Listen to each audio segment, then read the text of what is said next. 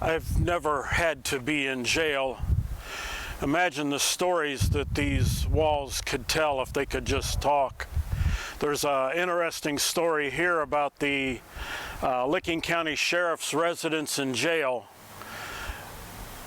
It's a tragic story actually, but imagine what other stories could come from this building.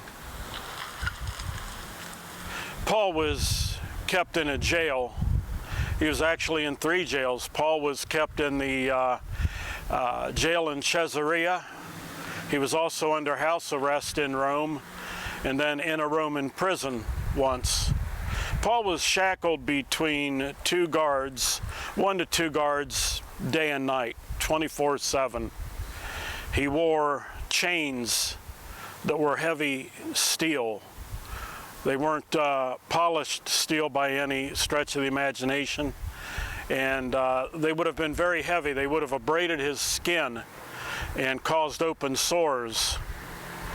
Even under house arrest, the only food that Paul would have had is food that was brought in by family members.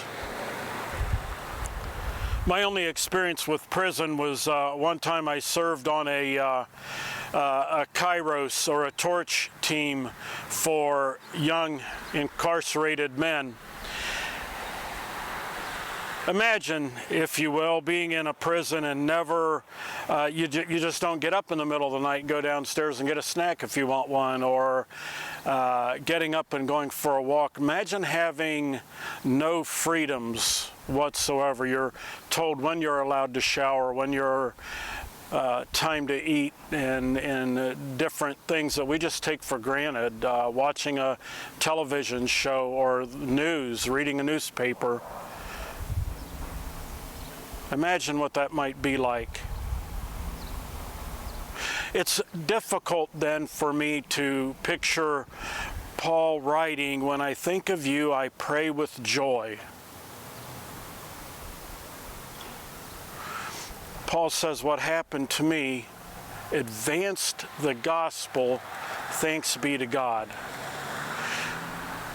When I was at Marion Correctional Institution, where I served on the prison ministry team, I met a lot of exceptional young men who would never ever see the light of day again on the outside of the fence where they were held. And yet they'd given their lives to Christ, and they were joy-filled. You see, their physical bodies were incarcerated, but like Paul, they were free.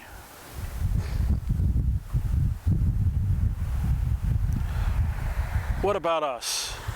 What prisons hold us today? What bars confine us?